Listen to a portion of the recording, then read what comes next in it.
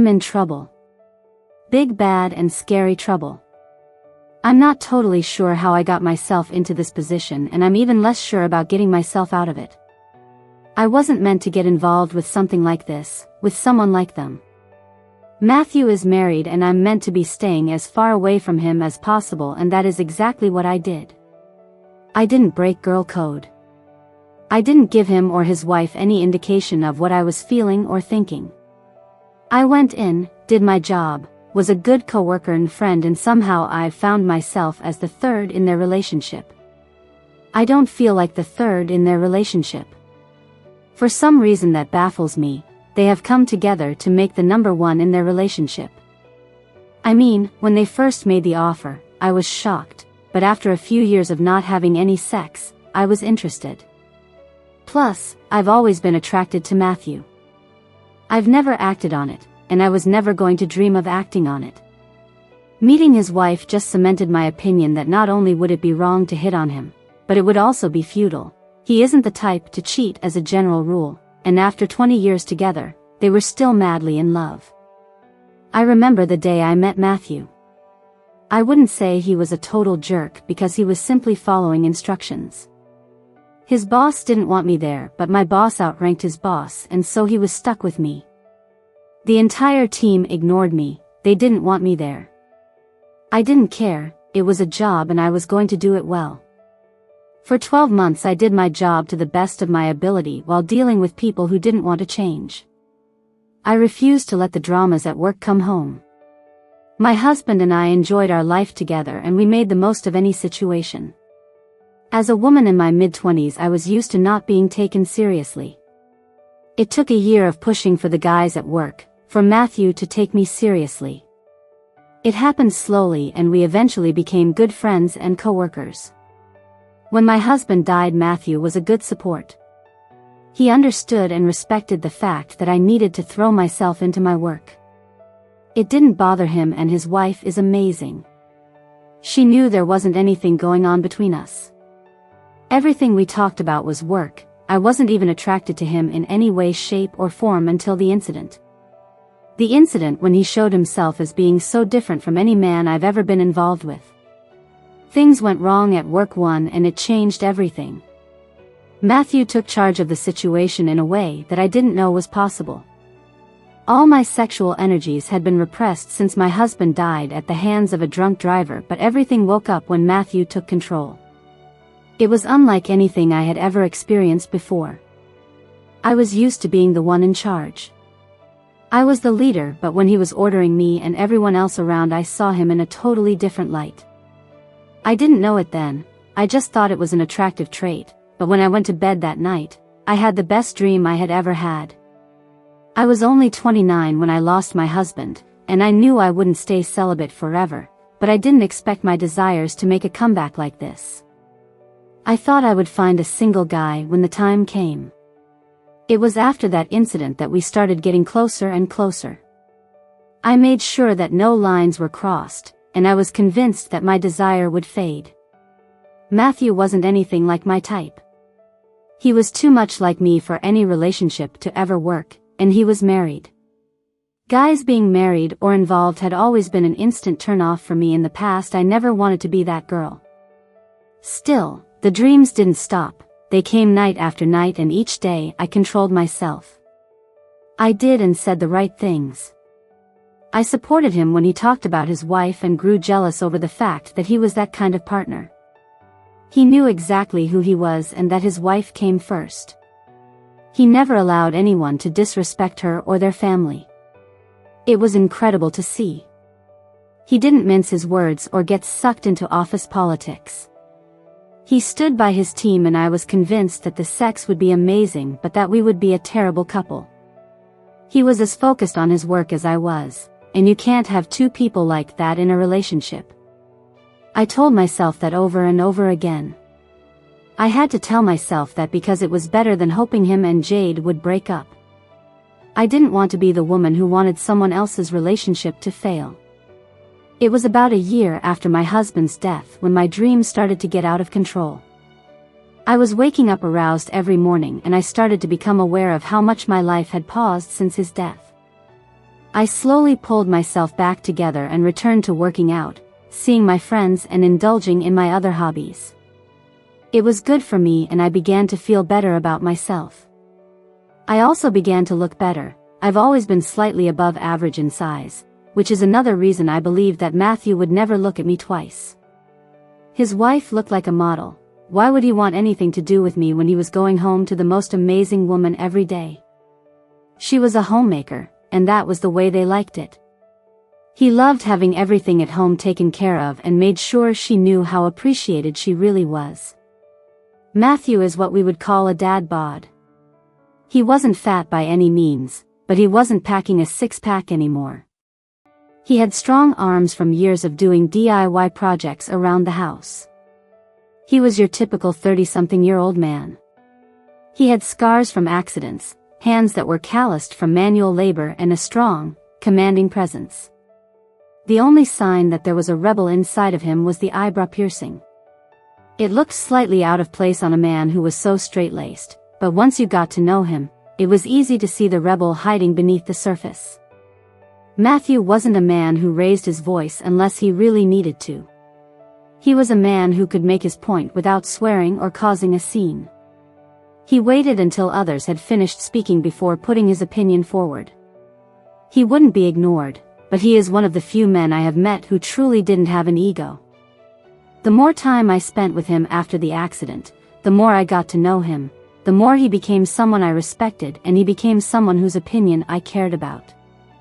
It's rare for me to find people I truly respect and care about. It's not that I don't care about others. I wish everyone the best in this world, but I rarely find someone whose opinion I care about. I could probably count on one hand the number of people who had the ability to crush me just by thinking bad about me. Matthew made that list, and I was determined not to do anything to damage our friendship.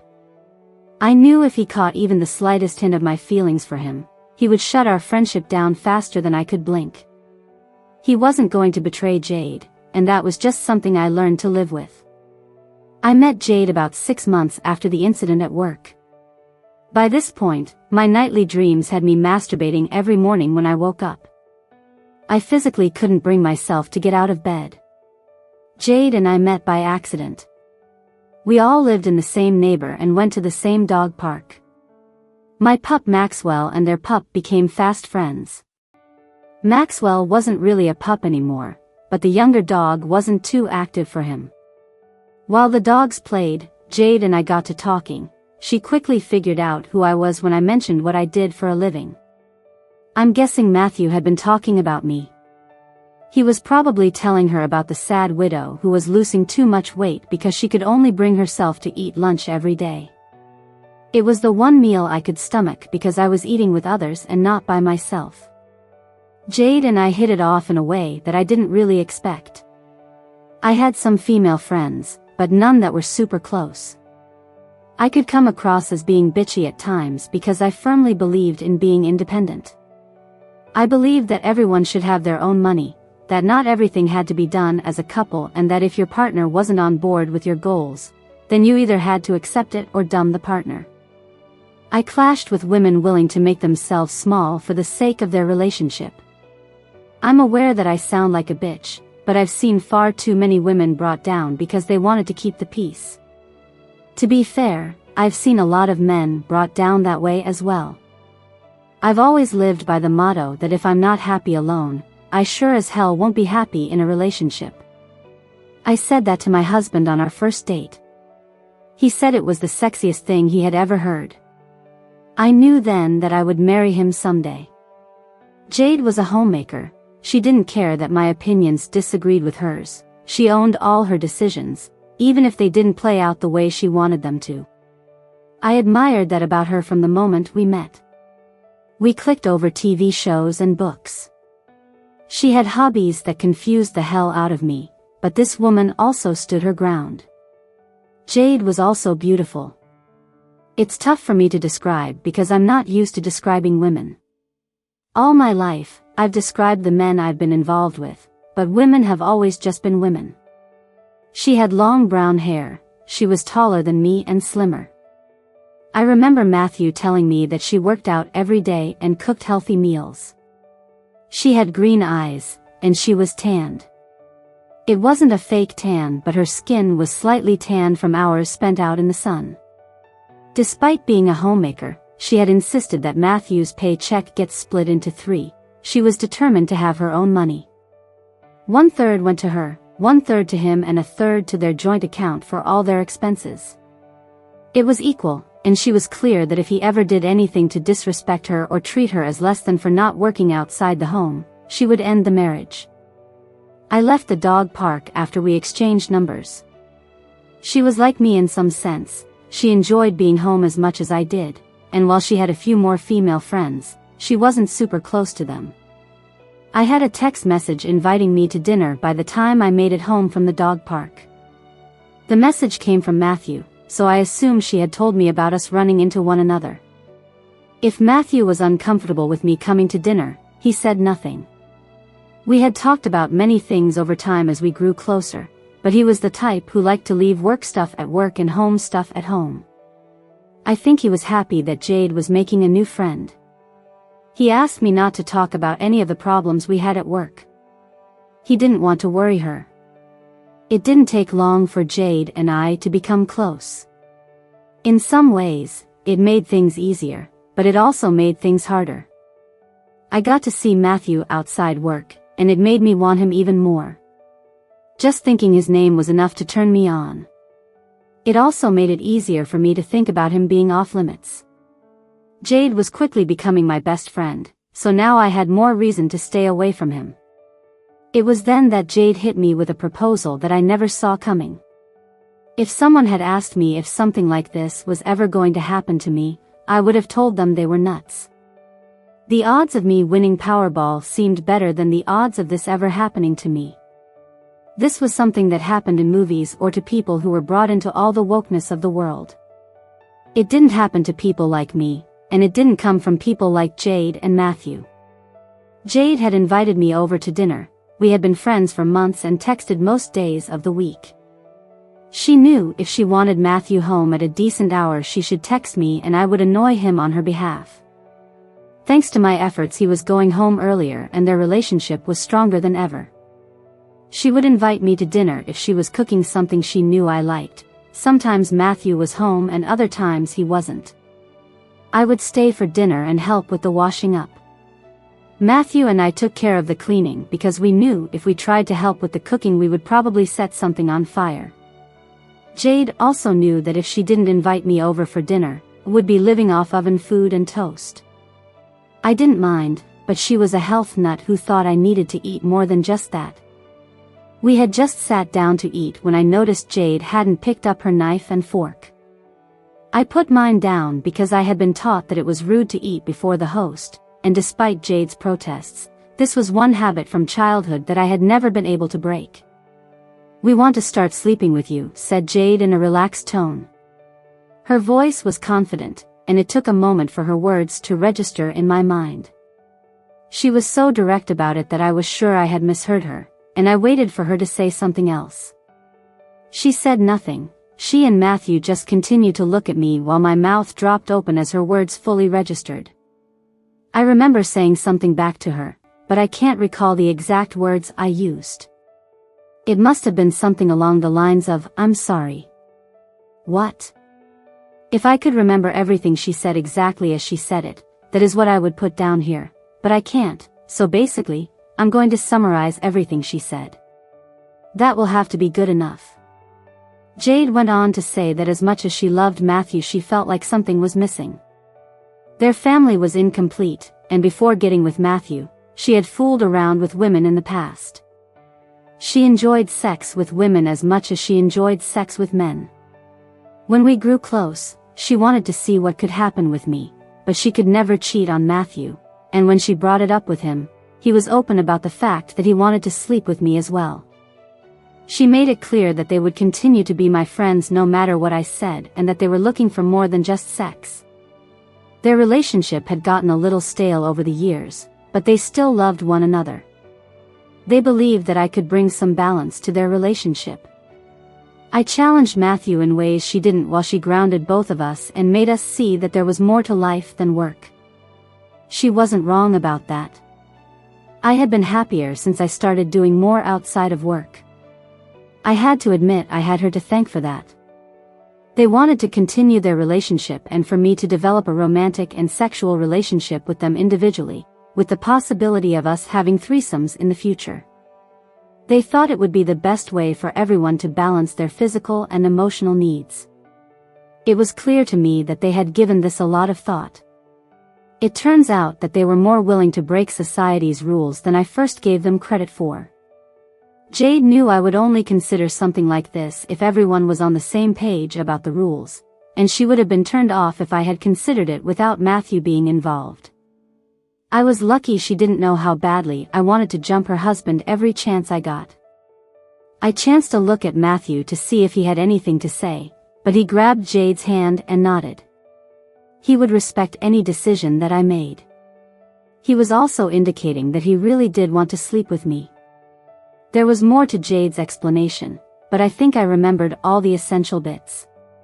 The only thing I could clearly say at that moment was that I had never been with a woman. I had thought about it fleeting in the past, but I had always enjoyed sex with men and never given it any serious consideration. Jade and Matthew were sweet and supportive. They encouraged me to go home and think about it before making any decisions. They told me that if I decided to give it a shot, we could move at any pace I felt comfortable with. Jade stressed that if we tried this, she wanted us to focus on our relationship first. She thought it would be easier to see if this was really going to work. I couldn't come up with a good counterpoint. This was her idea, and the fact that I was even considering it showed she had sparked something inside me. This was the most unusual relationship offer I had ever received, but I was ready for something a little different. After losing my husband, I didn't want to go back to a normal one. I didn't crave that anymore. I knew if I agreed, it would only be fair to go along with what Jade wanted. She had given this more thought and I would respect that. I went home and spent an entire week thinking about Jade's offer. We texted each other the normal stuff, but neither of us mentioned it. Matthew and I continued to work together as we normally would, and he never said anything either. It was driving me crazy because it felt like he was smiling at me more, that his gaze was lingering on me and that he was being even more gentlemanly than usual. He was the type to open doors for women, but things really went up a notch after that dinner. It wasn't enough for him to say something to him directly, but I could sense that something had changed between us. Exactly 1 week later, I went back to their place. Jade was cooking something new that she wanted me to try, and I knew the dogs were missing each other. Thankfully, it was a clear night, and the walk from my home to theirs was good for me. We didn't speak as we sat down to eat. We all knew the routine and who would be responsible for what. They didn't want to spook me, and I still didn't know what I was going to say. We were halfway through the meal when the answer came to me. I could give this a shot.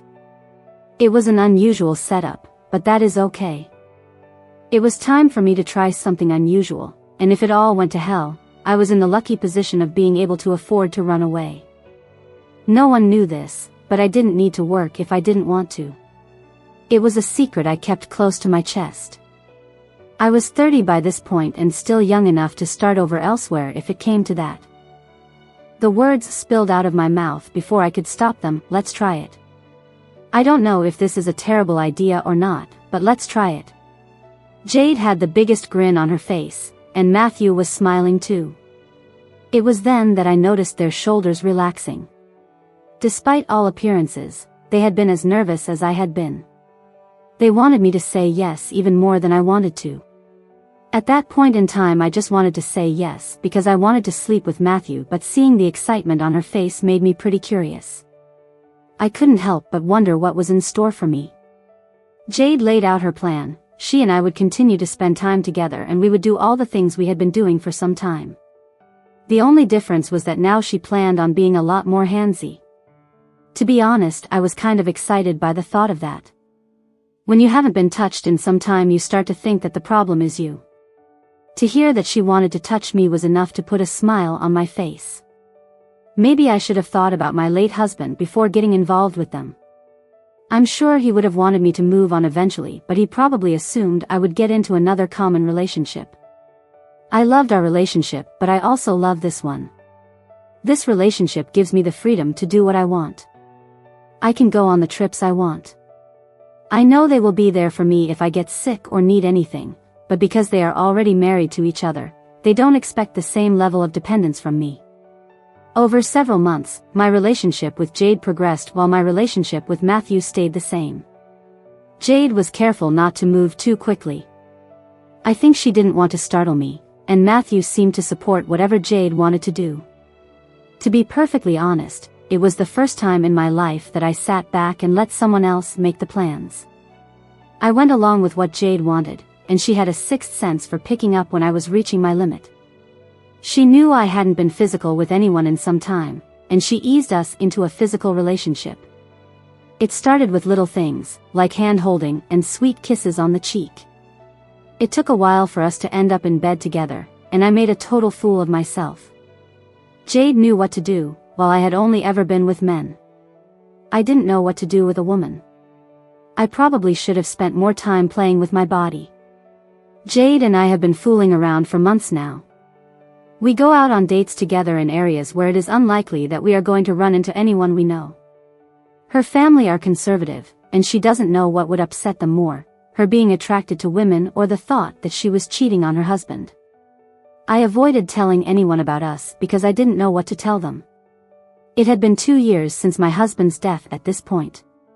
Was it too soon for me to be romantically involved with someone else? I didn't know how they would react or even what I would tell them. I wasn't in love with Jade like I was with my late husband, but I did care about her, and the sex was fantastic. I wanted her to be happy, and our relationship would become even more unexplainable once her husband got involved. The topic of Matthew was coming up more and more now. I could tell he was getting impatient, and to be honest, so was I. We had been comfortable letting Jade take the lead, but it had been months now, and we had been dancing around one another. We respected all her requests. We talked as we had always talked, we joked around, and borderline flirted, but there was never any touching, kissing or any outrageous comments. I think I said dirtier things to my friends in the months I was sleeping with Jade but forbidden to touch Matthew. For the most part, I still didn't mind letting Jade take control. It was her idea, her plan, and it was working out beautifully so far. I was getting orgasms regularly, and I didn't have to deal with the stuff that came with being in a serious relationship. Still, the looks from Matthew were becoming a little longer. On the nights Jade didn't sleep next to me, I was still dreaming about him. The only reason I had an issue with how long things were taking was because I was getting nervous. The longer we waited, the more nervous I got about being with a man again. Being with Jade was comfortable now, it was familiar, and that was a great thing, but I was starting to feel like a nervous virgin at the thought of being with Matthew. I don't know if Jade and Matthew were talking about me. This probably sounds very self-centered, but I assume they were. She was starting to talk about Matthew and me taking things to the next level, but she wanted to be sure that our relationship was on the right track.